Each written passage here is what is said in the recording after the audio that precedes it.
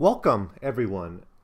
Today I would like to talk a little bit about Charles W. Chesnutt's The Conjure Woman. It's a series of short stories structured loosely together, so they're a bit, you could call it a novel, but really I think it's best looked at as a series of about 7 short stories. I'm currently working on a podcast on Charles W. Chesnutt, or a whole podcast series on Charles W. Chesnutt, looking at The Conjure Woman, The Wife of His Youth, The Marrow of Tradition, some of his essays, and The House Behind the Cedars. In fact, everything that's in this Library of America version of his writing. It's a really great collection. I certainly recommend this if you are going to delve into, if you want to have a good introduction to Chesnutt's writing. It doesn't have all of his stuff, but it has his most important works. So it's a good place to start. And it's the single volume in the Library of America about Chesnutt. So I'll put the link to my podcast down there. The episode may not be up for a while because I'm still working on a previous series on James Fenimore Cooper, and I'm putting up those episodes. But I am starting to think about how I want to approach Charles Chesnutt, and this could serve as a bit of an introduction to at least the work, The Conjure Woman. And I'll say a lot more about The Conjure Woman in my podcast, which may come up sometime in the next month or so. So Charles Chesnutt himself was born in 1858. Both of his parents were from North Carolina, and they were both free blacks there as early as 1850. But also both of them had mixed racial heritage. It's likely that both of his parents' fathers, so both of Charles Chesnutt's grandfathers were white.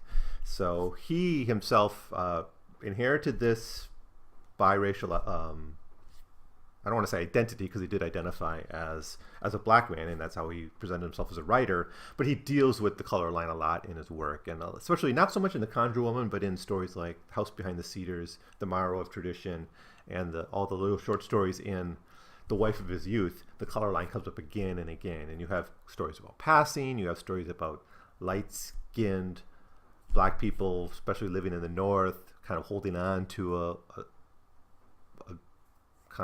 a divided identity. So, but this is going to be a big theme in a lot of his writing, even if it doesn't appear too much in The Conjure Woman. The other context of his life that's important for understanding this work is that he does live both in Ohio and in North Carolina, and so he kind of understands both worlds a little bit, and a lot of his stories deal with migration and mobility and people moving between North and South, and this curious interaction between the North and the South, particularly after the Civil War.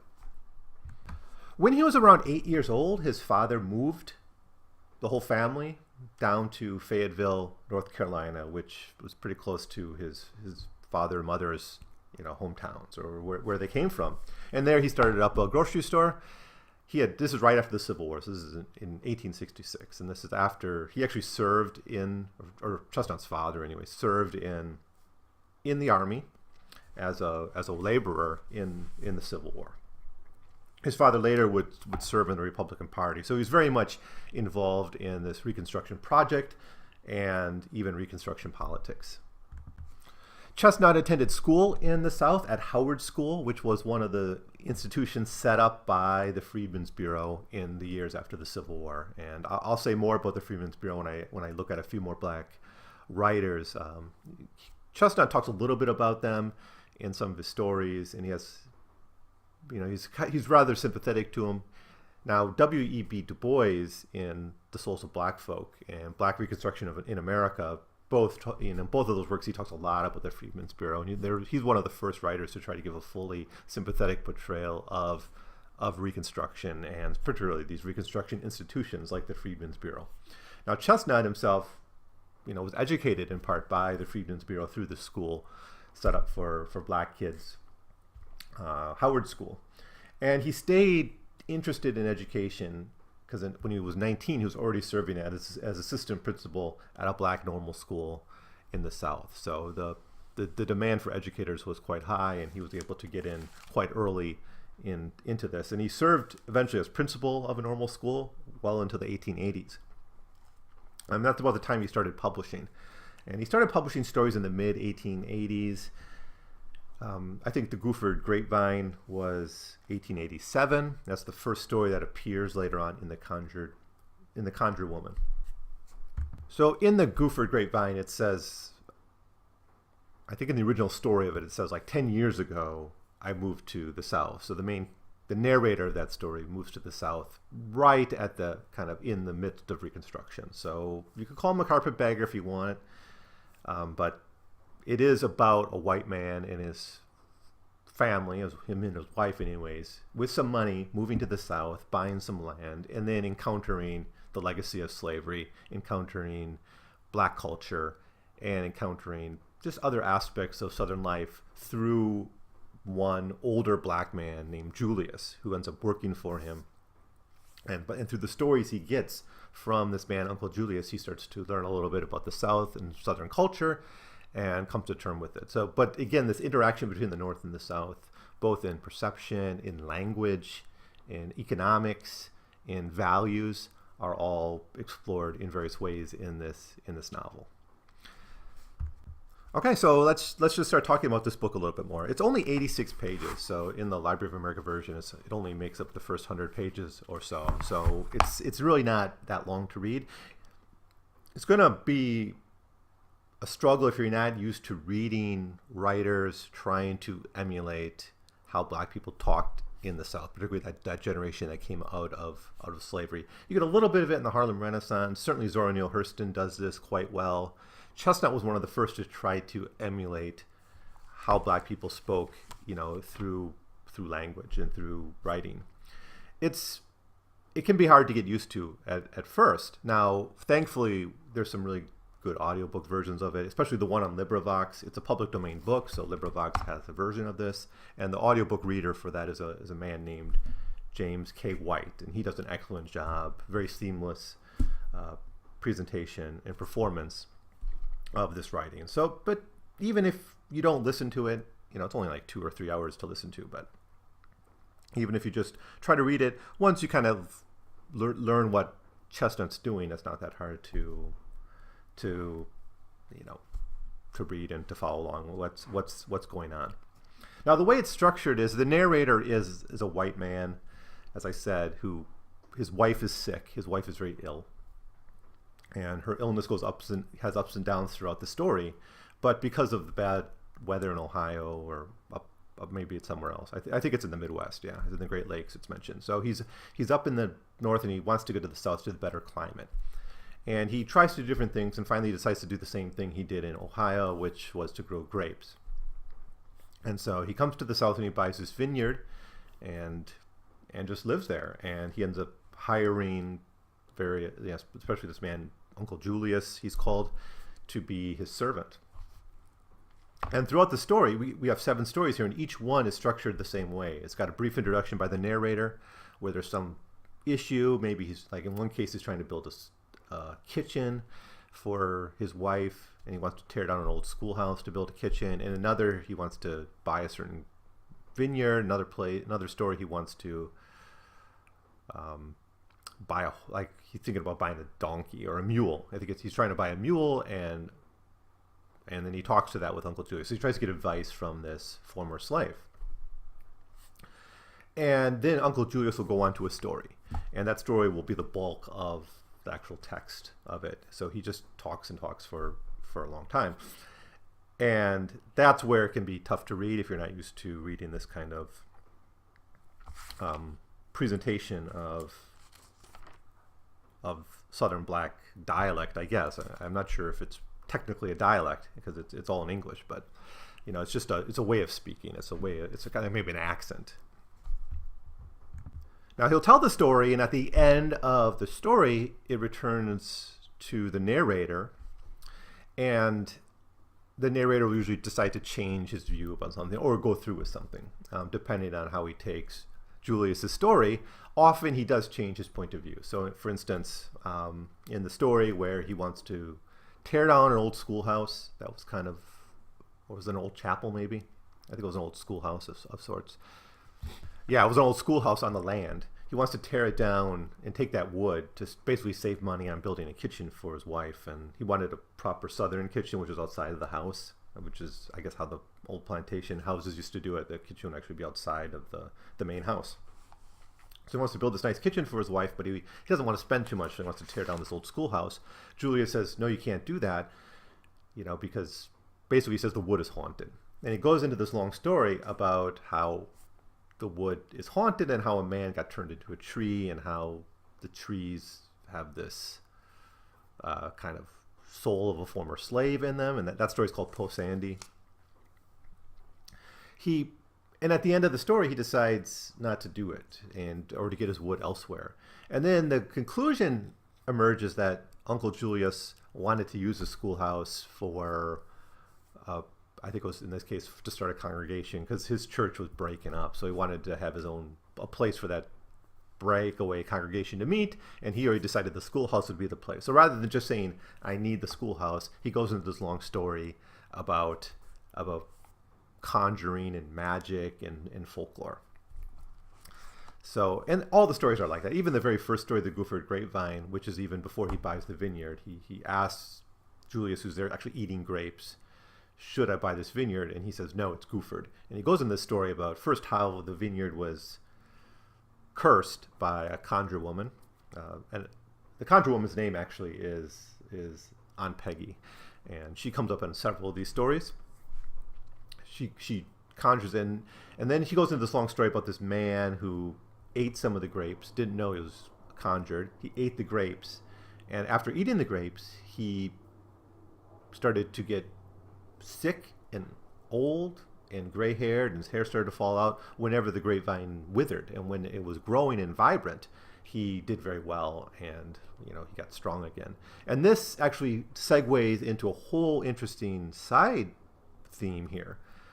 Now, if you just look at that, then at the end of the story, he says, the grapes are dangerous. You shouldn't eat them. You shouldn't grow anything there. We can't trust that land. Only I know I can eat it because I know which vines are cursed and which aren't, but you don't.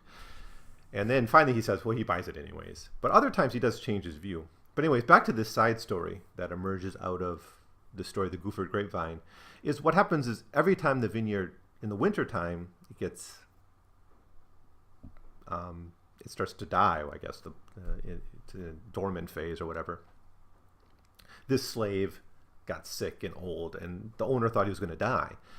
And then during the summer, he'd be strong again. So what the owner of it, what's his name, Masdugal Makadu, he decides to sell the slave whenever he's strong, in the summer season for a lot of money. And then when that same slave starts to look like he's dying in the winter, he'd buy him back cheap from that same person and then sell him again. So the master ends up using the quote-unquote Gooford Grapevine to, doubly, exploit a slave.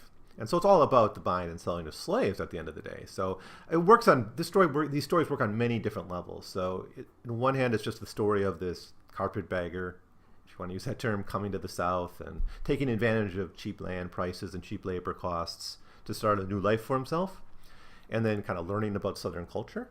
It works as a story about Black folklore and Black customs and traditions and magic, and especially those traditions emerging within the context of slavery and in the period after slavery. And then it also works as kind of a critical analysis of the experience of slavery and the psychology of slavery and what it did to people and how people were bought and sold. One of the more memorable stories in this collection is called, where is it? I forgot the order they were in here. Oh, it's called Sis Becky's Pickaninny. And of course, a pickaninny is a slightly racialized, or a very racialized term referring to a young Black person. Now, Sis Becky's Pickaninny is a story essentially about a woman who loses her husband and her children to sale. And the whole reason for this story is Uncle Julius is essentially trying to promote his belief in a rabbit's foot, to use a rabbit's foot for good luck.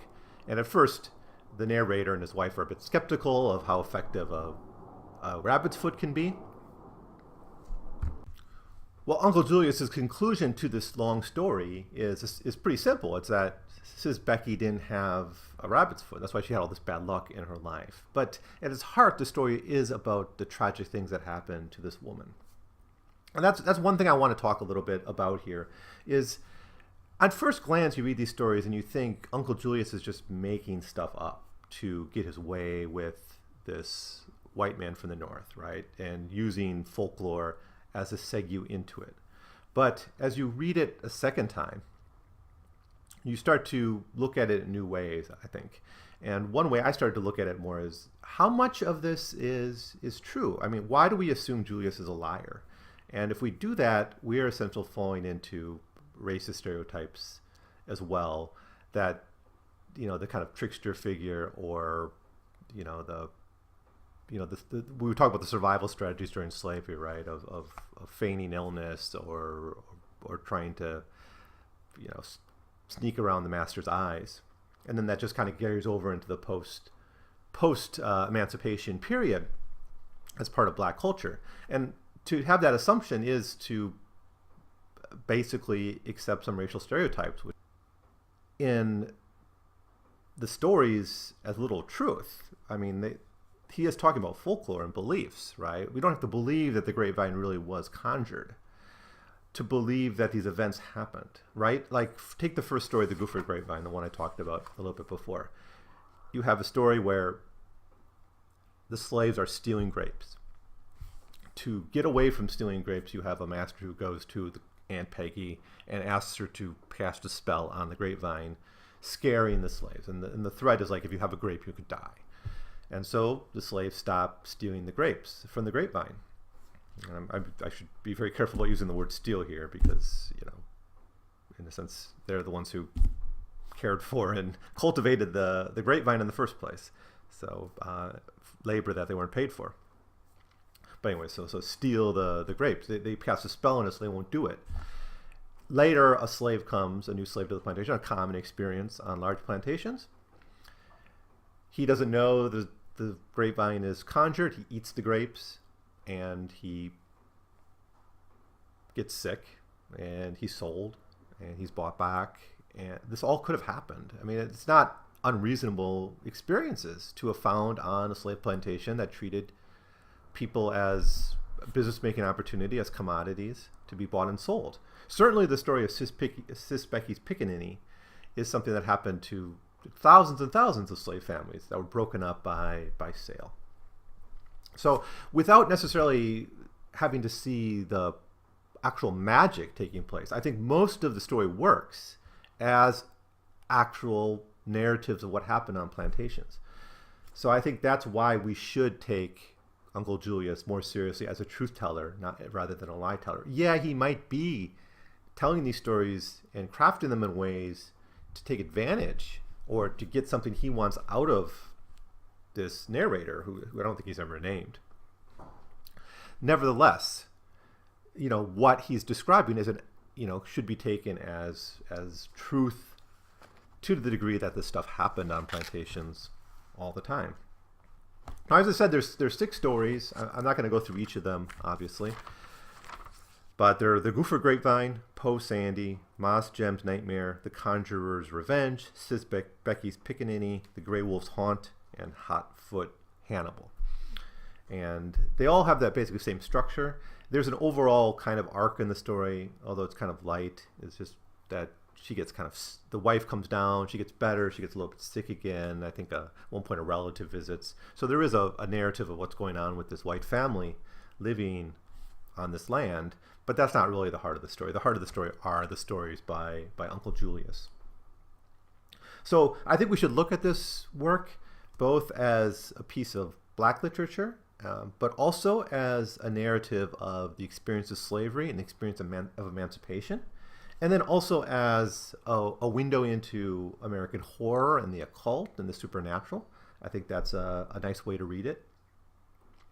As for some of the major themes in this work that are worthy of exploring in more detail, Well, one certainly would be the Reconstruction generation, or what Ira Berlin, a historian of American slavery, calls the Freedom generation. This is the generation of African Americans who had one foot in slavery and one foot in freedom, that experienced the Civil War at some point in their lives. And this is not just the experience of former slaves, but even free blacks underwent this transition. People like Chesnutt's own family, right, who were deeply affected by the Civil War. And it really changed their life. They moved back to the South. He got into politics. So there's a lot of things that Chesnutt's father was able to do because of Reconstruction. And of course, the important point with this generation is that they carried with them the psychological legacy of slavery, the broken families, the certain ways of interacting with white people, language, culture, all these things are carried on. So there's not a firm break. When we teach that, or we take that U.S. History Survey course as an undergraduate, or if we're teaching it, we always break it up at, Reconstruction of the Civil War, and we start fresh the next semester with kind of a new story. But when you look at Southern history, you really can't break it up quite so nicely. I mean, you have to break it up somewhere, but I'm not saying not to do that. I'm just saying that you need to understand that people's lives aren't periodized in the way that historians periodize things sometimes. And we see a lot here on just the bare psychology of slavery and how it continued to affect people. Where is it? I'm just going to quote. This is from the narrator. This isn't Uncle Julius talking. He said, quote, and this is in Mars Jeem's Nightmare. Mas Jeem's Nightmare. Towards the tract of land and the things that were on it, the creeks and swamps and hills and meadows, the stones, the trees, he maintained a peculiar personal attitude that might be called predial rather than proprietary. He had been accustomed until long after middle life to look upon himself as the property of another. When this relation was no longer possible, owing to the war and to his master's death and the dispersion of the family, he had been unable to break off entirely the mental habits of a lifetime, but had attached himself to the old plantation, of which he seemed to consider himself an apprentice. We found him useful in many ways and entertaining in others, and my wife and I took quite a fancy to him. That's about Uncle Julius. And here the narrator is suggesting that this psychology lived on. And it seems to me that at that moment, at least, Chesnutt is presenting his own view of it.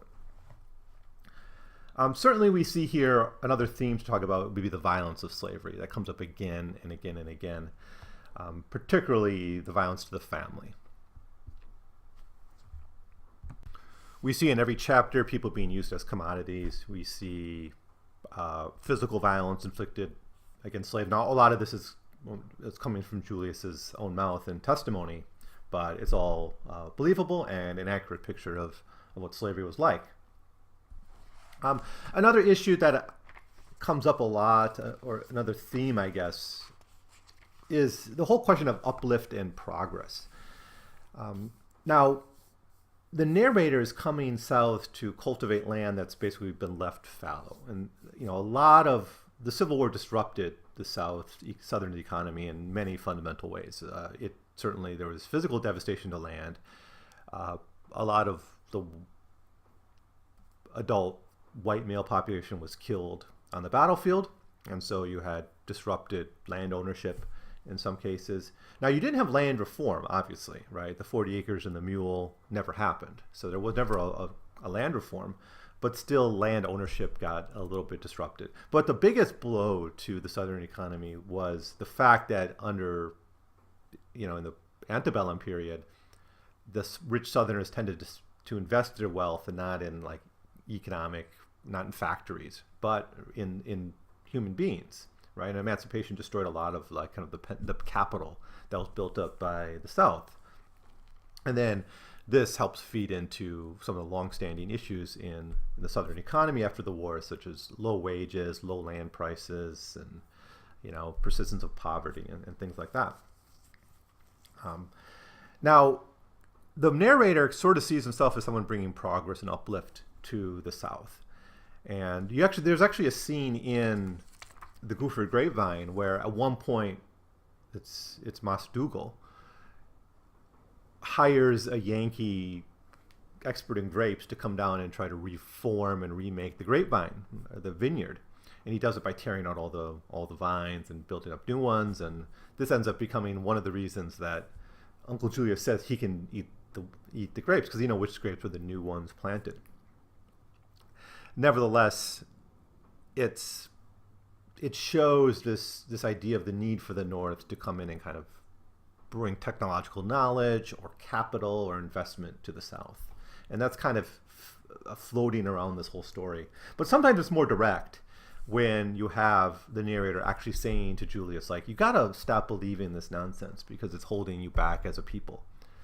Quote, Julius, your people will never rise in the world until they throw off these childish superstitions and learn to live by the light of reason and common sense.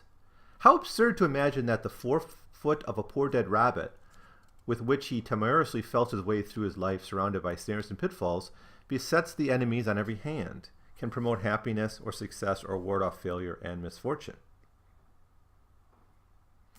So that's just one of several suggestions in the stories that this narrator sees his role as one of uplift, even though he's in many ways just a capitalist trying to profit from the South.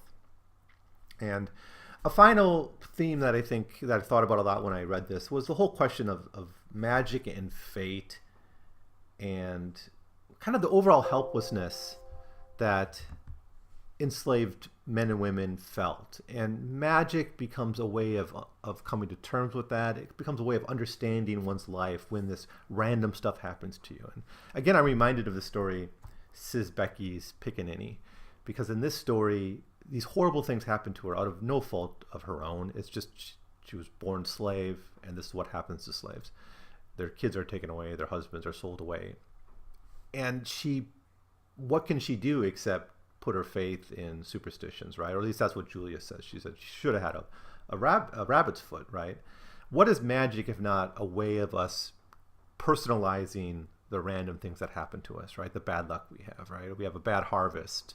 Well, we didn't pray properly, or we didn't sacrifice properly, or we didn't have the right charms, or we're being cursed by a witch or something like that, right? Now that movie about the witch, which is about Puritan New England, kind of gets into this. Even though in that movie there's really a witch, but you ignore the witch. Puritans having bad luck, having a bad harvest, kid gets lost in the woods. You say it's a witch, right? You personalize these random things happening to you. Now, one way we do this is, of course, with religion. But folklore in general has this role. And it's not just that this magic exists because these people had quaint ideas the way the narrator suggests. It's because this is a way to ground this helplessness in something personal, right? We can do something to fix our fate, even if in reality we can't. It's a psychological tool to help us fix that, or help us ground our lives and give us more balance. So that is a final theme. I only mentioned a few. There's a lot more ways we can read this. This is the book you can come back to a lot of times and always get some new insight into. It's really wonderful. It's not a long read, but it does take an intellectual investment, and at times it's very brutal in its honesty. And well, I think I'm going to leave it at that. I do recommend this book. I'm going to have more to say about the Conjure Woman. I'll probably do some more detailed chapter analyses in my podcast, although that won't be up maybe for a few weeks. I'm still uploading a previous series I did on James Fenimore Cooper, and that's going to take a while for me to get through. So anyways, if I do recommend, again, I recommend the Librivox recording. The recording is made by a man named James K. White, and he actually seemed to record a lot of Chesnutt's works, and he has a bunch of other audiobooks there. He's really great. Should be a professional audiobook reader, if you ask me. Maybe he is. I didn't really look into his background, but he's doing these Librivox recordings, and they are really top-notch. So they really help with this story in particular. So that's it. Thank you. If you have any comments on The Conjure Woman, if you read it, please leave them below. I'd love to have to hear your opinions about this story. So thanks again.